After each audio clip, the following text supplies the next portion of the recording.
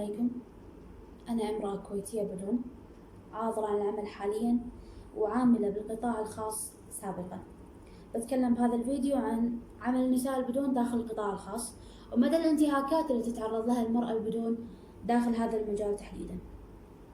راح أتكلم من خلال تجربة مريت فيها خلال 1.5 سنة في عملي بالقطاعات الخاصة.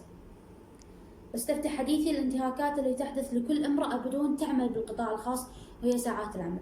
ساعات العمل طويلة جدا بمقابل الأجر الشهري الذي لا يذكر. المرأة البدون تعمل من 6 إلى 10 ساعات يوميا على مدار 5 أو 6 أيام أسبوعيا، بمقابل راتب شهري يتراوح بين 100 إلى 200 دينار كحد أقصى. في أفضل الظروف وفي أفضل الأماكن وفي أحسن الأحوال قد تحصل على 200 دينار، وهذا نادر جدا. المرأة البدون راتبها الشهري يستحيل أن يتساوى مع راتب زميلتها الموظفة الكويتية أو الوافدة، حتى وإن تساوى الجهد والوظيفة تحصل على أقل بكثير مما يحصل. في بعض الأماكن الإجازات والطبيات غير مسموح بها للمرأة البدون، وتحت أي ظرف كان بينخصم من راتبها اللي هو أساسا لا يذكر. لا تحصل الموظفة البدون على ترقية أو زيادة بفارق واضح في الراتب، حتى وإن عملت في نفس المكان على مدار 10 سنوات متتالية. ما في عقود، وبما أن لا توجد عقود لذلك ليس هناك ما يحفظ حقوق الموظفة البدون. وفي ظل انعدام الأمان الوظيفي تعمل المرأة البدون في ضغط نفسي وقلق دائم من أن يتم طردها أو استبدالها. هذا غير القلق بشأن الراتب الشهري في حال كانت راح تستلمه هذا الشهر أو الشهر اللي بعده أو ما راح تستلمه أساسا. نعم، يحصل في أماكن عمل كثيرة أن الموظفة البدون تعمل لمدة أشهر وبالأخير يتم طردها، وبالمعنى الحرفي ينقال لها ما لك شيء عندنا.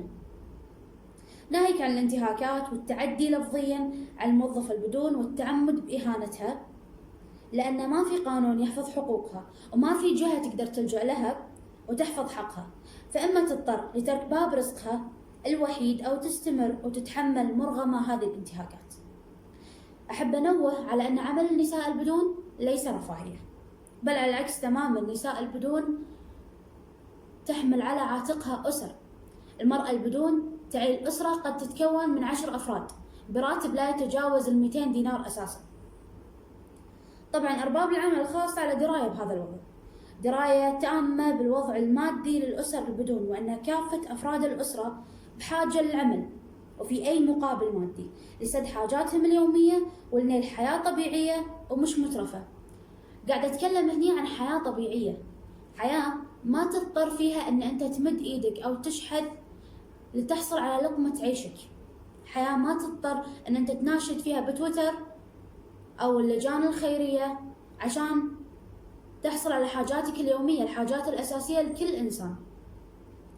ولهذه الأسباب يتم استغلال النساء البدون أبشع استغلال داخل القطاعات الخاصة، ولأنهم ينظرون للنساء البدون على أنهم أيدي عمل رخيصة ومتوافرة بكثرة، وعلى هذا الأساس يتم انتهاك حقوقهم والتعدي عليهم، ويسهل طردهم والتخلي عنهم كذلك واستبدالهم بضحايا أخريات. وكما سمعت من أحد أرباب هذا العمل أن أكو وايد بنات بدون على اللستة، أكو وايد ضحايا، أكو وايد بنات بدون لحاجة لهذه الوظيفة، فبالتالي وعلى هذا الأساس تقوم كل هذه الانتهاكات الشنيعة وهذا التعسف وهذا الاضطهاد بحق كل امرأة بدون تعمل داخل القطاع الخاص.